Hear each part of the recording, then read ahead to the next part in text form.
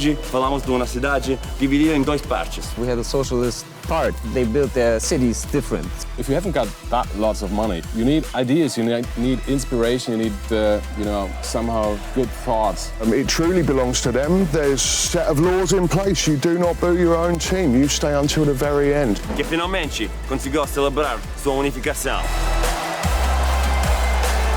For the fans of Union, Hertha wasn't a rivalry because it was a different town, it was a different country. 1 or 2 years you thought like, okay, they're coming up, but they will go down, they're smaller, they can't compete on this level. But now they're here, and now you can see, fuck, they are here and they will stay here.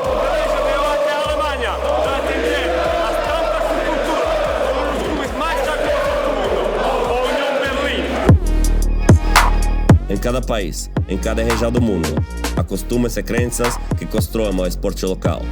O futebol é cultura, e não é ser exclusiva do peleja. A gente se desloca para te mostrar uma das tantas subculturas.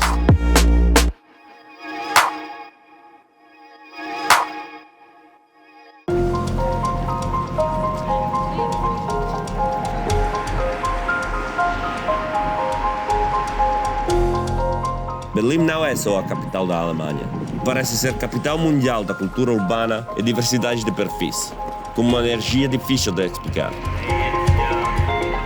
Talvez por ter vivido tantos traumas e transições, isso é uma das poucas cidades do mundo que causa essa sensação do imprevisível. Antes de falar sobre a cidade, eu tenho um recado para você. Baixe agora o aplicativo do OneFootball, parceiro do Peleja. O OneFootball transmite oficialmente todos os jogos da Bundesliga para o Brasil. Assim você fica por dentro de tudo e fica mais próximo do que vamos te mostrar neste e nos próximos episódios na Alemanha. Não perca mais tempo. Clique no link na descrição do vídeo e baixe já o OneFootball.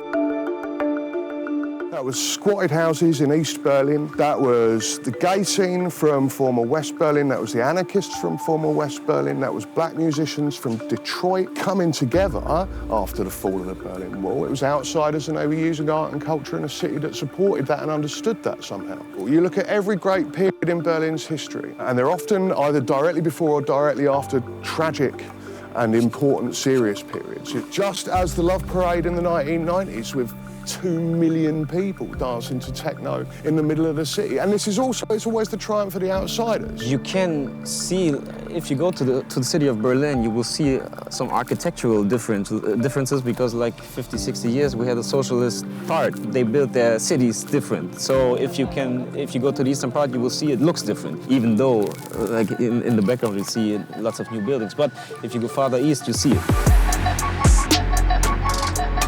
O país era dividido entre a Alemanha Oriental e a Alemanha Ocidental. O Muro de Berlim, a partir da década de 60, separava não só amigos e famílias na cidade, mas também o futebol. No lado oriental, um clube modesto e charmoso tentava a sorte em divisões inferiores, já que com a separação pelo muro, não tinha chances de jogar em ligas mais qualificadas no lado ocidental do país. A Union Berlin tem tantas subculturas rodeando a sua história que fica difícil falar só de uma. Uma das suas marcas é o fato de os torcedores definirem praticamente todos os caminhos que o clube sigue.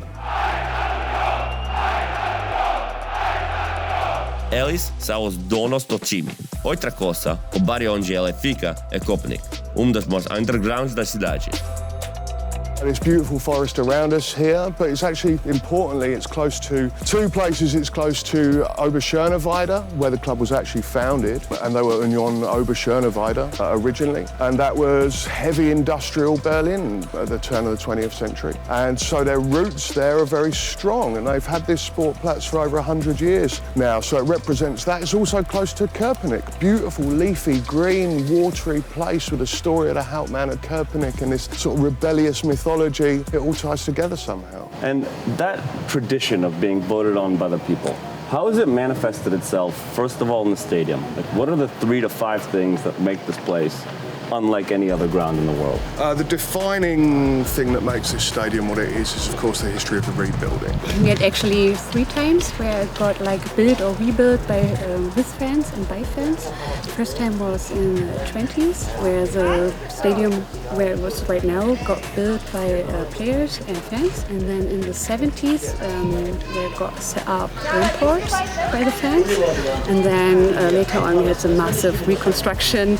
But the stadium was a mess. There was none of this. There was no roofs over any of this. Those terraces you see were cracking, they were crumbling, there were roots, weeds popping through. There was the idea of getting the fans involved because the club struggled with money, and this time we're thinking about it's a high risk and it's a huge task, but how can we manage? And at the end, the result is awesome. We all love the stadium. It truly belongs to them. There's a set of laws in place. You do not boo your own team. You stay until the very end. You applaud them off if you've lost 7-0. It doesn't matter. The scoreboard itself, that's from the original stadium. That will always be there. It really is of the people. The corner flags are painted by an artist called Andorra with his own face on it. They're unique. There's nothing like it certainly in England, near the top leagues of German football. This is a stadium for the people who built it and the people who fill it. Esse é, sem dúvida, dos lugares mais cheios de significado que eu já fui. Assim como o Vasco da Gama, o Internacional e a Ponte Preta, é estádio construído ou reformado pela própria torcida. E quem ama a Union Berlin sabe que temos o clube nas mãos, até nas horas ruins. Em 2004, para conta do momento econômico ruim da União, os torcedores fizeram uma campanha peculiar de donação de sangue. Todo o sangue doado era retribuído como valor simbólico pelo governo alemão. Isso ajudou o clube e incentivou que novas ações fossem feitas por ali. If you haven't got that lots of money, you need ideas, you need inspiration, you need, somehow good thoughts. And you need people who try their very best just for their club. And that's actually what we had. And what we try to do is, and we keep on trying that, is give enough space for the people to come up with their ideas. They need to know who they can go to if they have an idea. Who can they ask? And the people know that. Because you can come here to the stadium early in the morning and just spend one day on our parking lot. And you will meet all the players, you meet the head coach, you meet maybe me, you meet the president of the club, and you can talk to everyone easily. And people do that. That's the secret. So.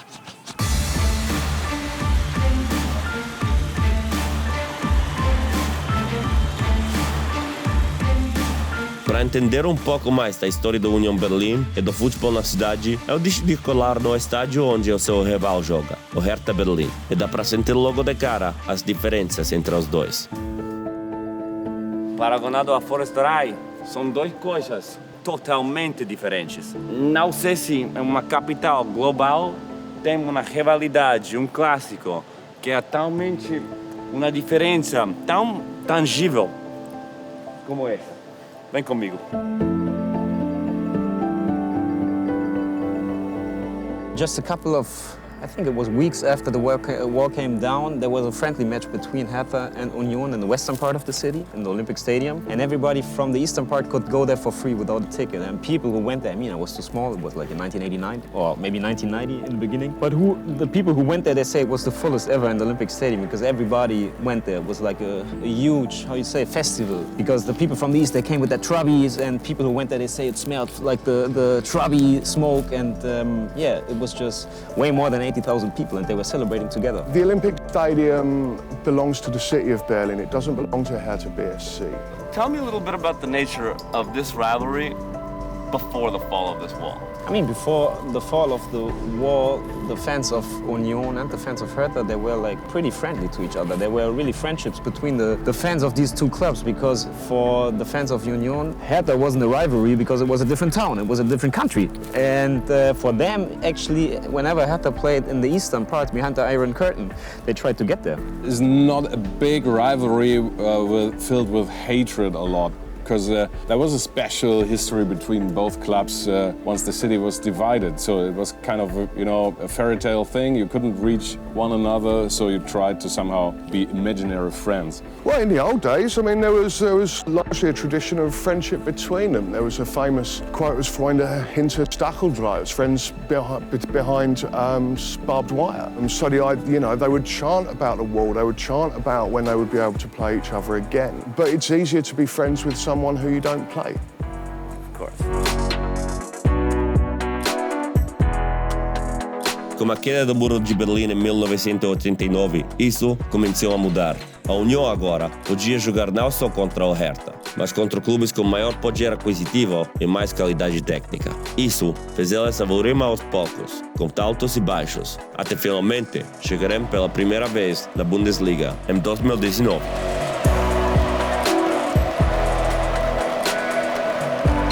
Union was better the last couple of years. The last 2 years, Union finished above Hertha. And right now, if you count the members of the clubs, Union is a little bit ahead. It's just a couple of hundreds, but it's really, really close. But Union is ahead for the first time ever. There's a bigger club, if you just look at the members, than Hertha Berlin. Of course, right now, for the match, for the derby now, it's the first time, I'd say, that Union is really favored to win.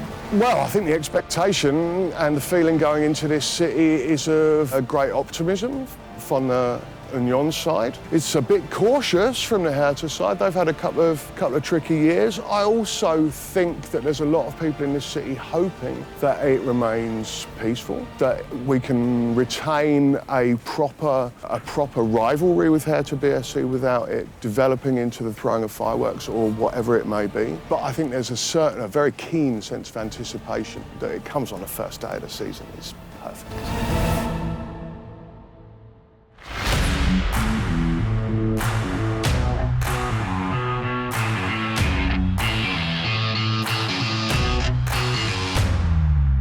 E bom dia, minha gente. É dia do clássico. Aqui estamos em Copenhague, onde podes ver, tem uma vibe da vila, totalmente separada do resto da cidade. Isso é a coisa que rende distinta este clube.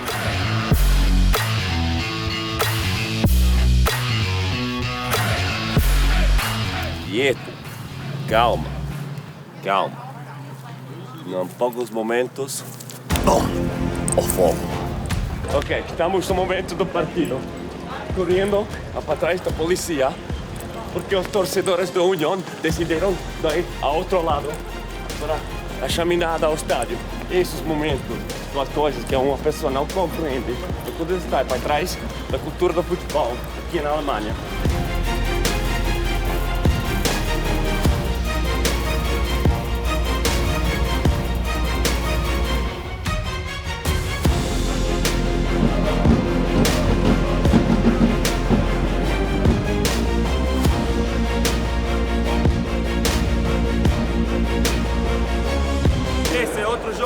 Você pode assistir da graça no OneFootball, que está apoiando esse conteúdo do Peleja. É só baixar o app no link na descrição.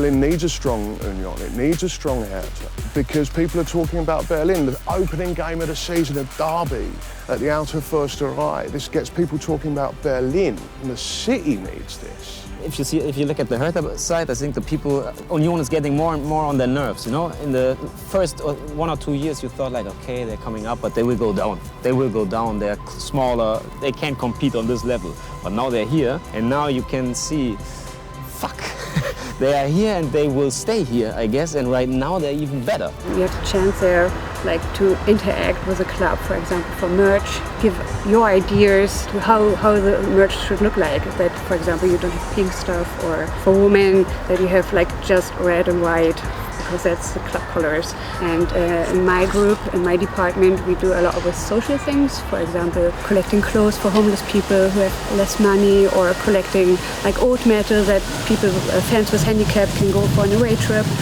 And Refugees. yeah, for refugees we also do a lot. We have the people in Köpenick who live there to get integrated in the society, and so you get in contact with a lot of people. And so normally you have like a group, you know everyone, and you do things together.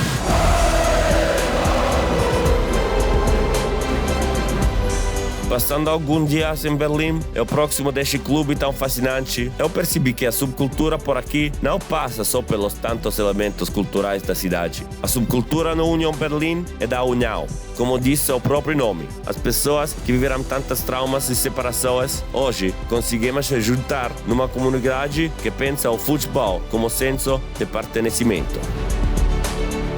Somehow it makes us proud, of course, because what we show the world is it is possible in different ways. If you take a look at our budget in the last years, of course it developed, but it's far away from, you know, being a natural contender for European competition. So we are proud, we are happy. That will be a great, even greater, even bigger adventure for us than it was the last year.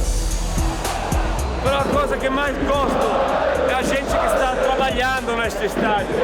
Todos são torcedores, todos trabalham feliz, porque fazem parte dessa comunidade mais grande. Isso é voluntariado.